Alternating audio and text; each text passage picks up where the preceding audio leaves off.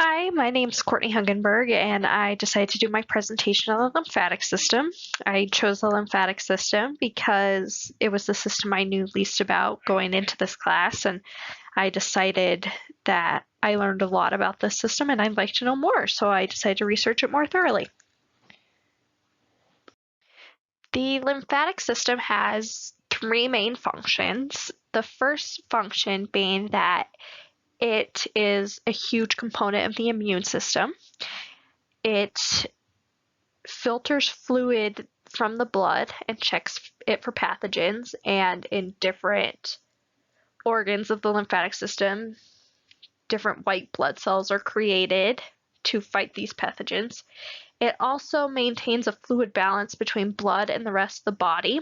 When the fluid leaves the blood, it'll enter the lymphatic system where it can be transported to different tissues throughout the body before being returned into the blood system or the circulatory system. This process is called fluid homeostasis, keeping everything at the perfect level of fluid. A lesser known function of the lymphatic system is that it absorbs fat from the digestive system. There are these blood vessels from, not blood vessels, there's just these vessels from the digestive system, specifically the small intestine called lacteals, where fats leave the digestive system and go into the lymphatic system. So those are the three functions of the lymphatic system. I decided to include this picture just because it shows a little more of the organs rather than the vessels that were located on the last slide's picture. The lymphatic system is located all around the body. First off, it has its own lymphatic vessels that run right along the blood vessels in order to absorb the lymph to transport it. It also contains numerous organs, like the spleen, the thymus, tonsils, and the Peyer's patches that are located in the small intestine. And it also contains lymph nodes, which are little stops along those vessels that filter the lymph, and these are located all over the body. The lymph nodes are actually the organ that I'll be getting into detail about later. Here's a little more about individual organs of the lymphatic system. The first being the spleen.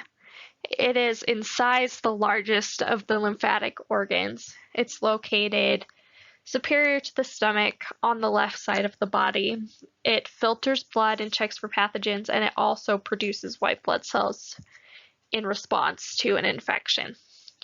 The thymus stores lymphocytes that mature into T cells, and it's located anterior and superior to the heart and posterior to the sternum, so in between, above the heart and in between the heart and the sternum.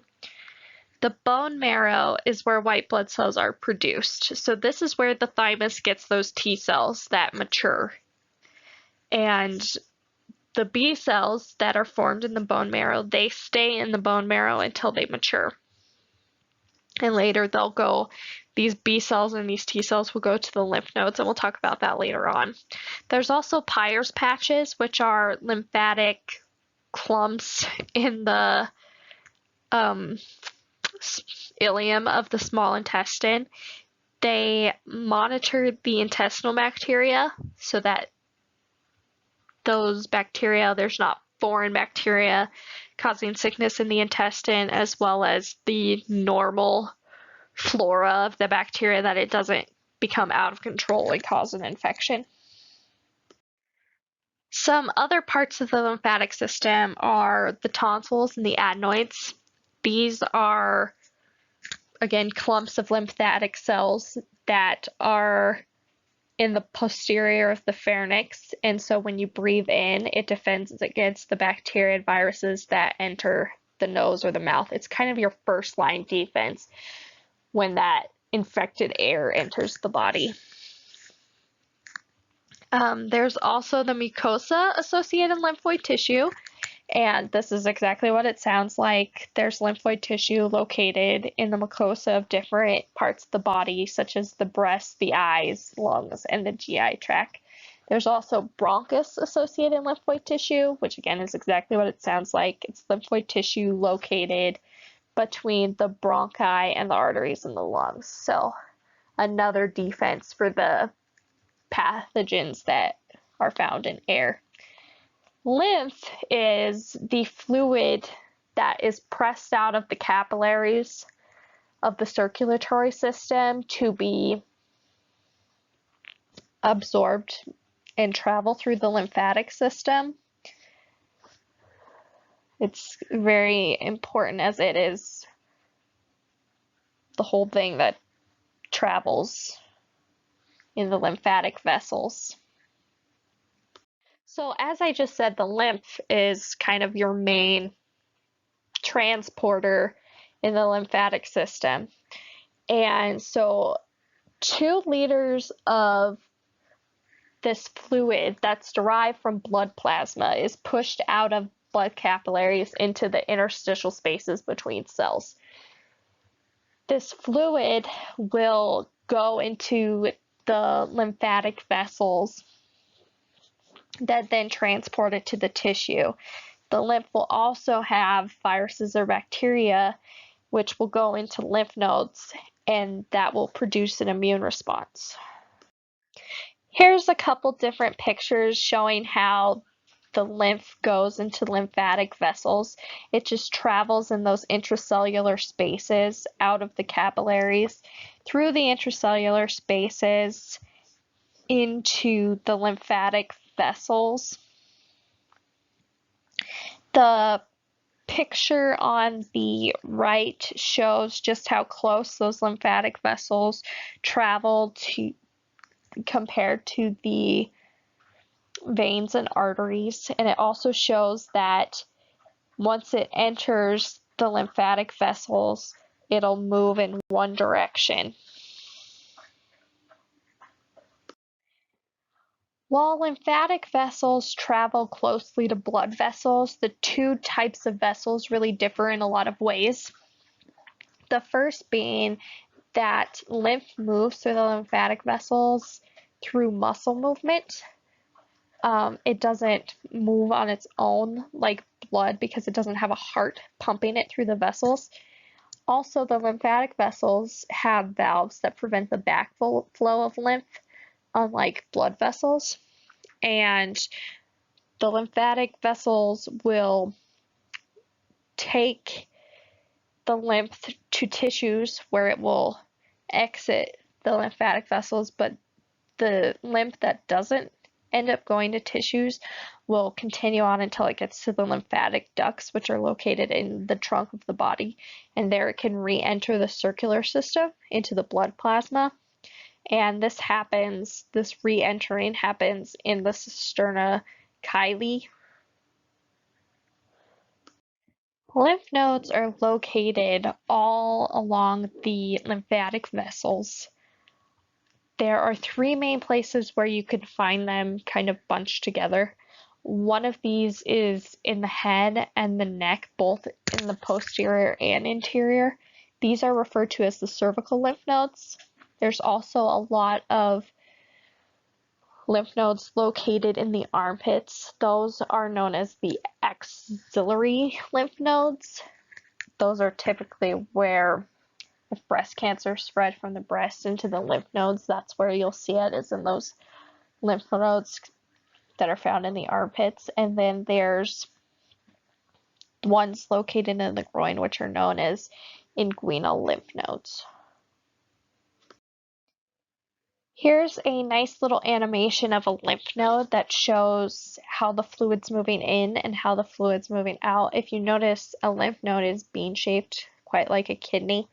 So the lymph will flow in where it'll be met by a tightly packed group of B and T cells, as well as macrophages and plasma cells that help to fight whatever infection is flowing through the lymph.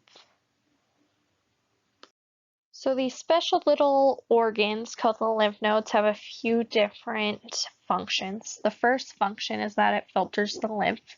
Lymphatic vessels pass through lymph nodes where the lymph is checked for foreign pathogens.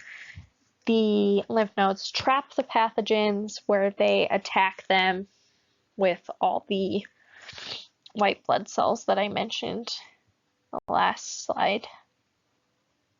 Again, the lymph nodes are going to produce this automatic immune response to any pathogen that will travel through. They also provide a physical sign of infection. They swell up when the white blood cells are fighting a pathogen, and this gives doctors a physical sign that the infection is occurring. That's why when you go to the doctor with a sore throat or anything like that, they'll check the lymph nodes in your neck and see if they're swollen, because that is a good indicator of infection.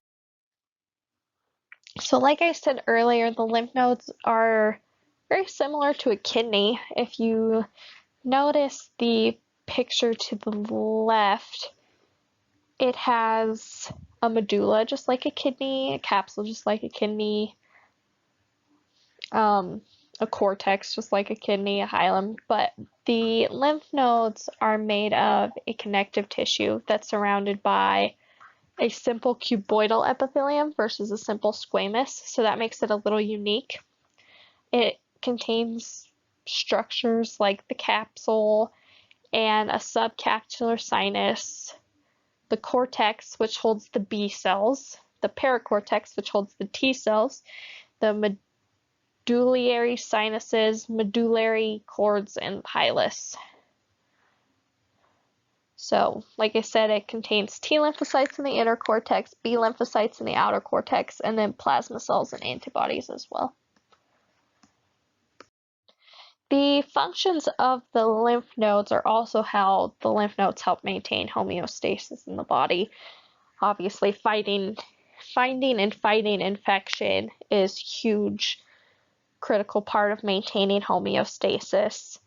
The ability of the lymph nodes to trap the pathogens means they can't spread anywhere else in the body. And the B cells in the lymph nodes make antibodies so that the body could fight the infection if ever it were to encounter it again, which is pretty crucial for maintaining homeostasis. When a physician is looking at lymph nodes, they look at a few different things to see if the lymph nodes they are checking on are abnormal or not. One of these things is whether the lymph node moves around and is mobile or it's fixed. If the lymph node is fixed, cancer is a possibility. Also, they look at if it's painful versus not painful. In a condition like tonsillitis or strep throat, the lymph nodes are going to be painful, but in a condition such as cancer, the lymph nodes will be hard and swollen, but they won't be painful. Also, they look to see if the lymph nodes are swollen in a localized region or a generalized region, meaning that lymph nodes all over the body are swollen. In an infection like mono, there'll be more of a generalized swelling of lymph nodes because it's such a widespread infection throughout the body. Also, there's a term for lymph nodes when they're connected together. There'll be multiple lymph nodes connected together, and that is referred to as matted. While lymph nodes can be a sign that cancer from different parts of the body is spreading, such as the armpits with breast cancer or the inguinal with testicular cancer, there's also cancer that can form inside the lymph nodes. This is called lymphoma, and it happens because the lymphocytes start mutating and then they start replicating, which is the very definition of cancer. There's two types. Hodgkin's it goes from lymph node to lymph node and then it'll spread out into the rest of the body. Non-Hodgkin's spreads through all of the lymphatic system, so it could be in the spleen or it can be in the thymus. Typically, when cancer spread, it's called metastasizing. However, in lymphoma, when it starts to spread to the rest of the body, it's called extranodal involvement instead. The symptoms of lymphoma obviously include swollen lymph nodes with no pain, fever, unexplained weight loss, fatigue, and it can even cause respiratory problems. The treatment can involve your typical cancer treatment, such as chemotherapy or radiation. If they detect lymphoma in someone who's asymptomatic, however, they will let those people go without treatment to see how the body will fight it. The lymph nodes are designed to kill not just foreign pathogens, but also cancer. So sometimes they want to see what the body will do as far as fighting this on its own. On this slide is an animation of Hodgkin lymphoma, which is lymphoma that forms in the lymph nodes. In the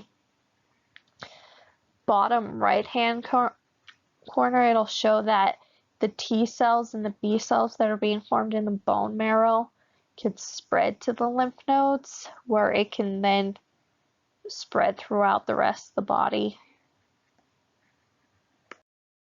Just one final thought. We were asked to share how the lymphatic system related to the system that we covered in the first section of anatomy and physiology. When I took that class over the summer, I did a PowerPoint on the muscular system, and it just so happens that these two are probably more related to each other than most, as the muscular system is the power source of the lymphatic system, in that without the muscular system, the lymph wouldn't move through the lymphatic vessels. So that makes the muscular system very important to the lymphatic system as far as how it can maintain homeostasis. So that concludes my presentation on the lymphatic system. I've really enjoyed this class and learning all there is to learn about multiple systems. I'm especially excited to be learning about the reproductive system this last section. So hope to have a great couple last weeks of school. Thank you.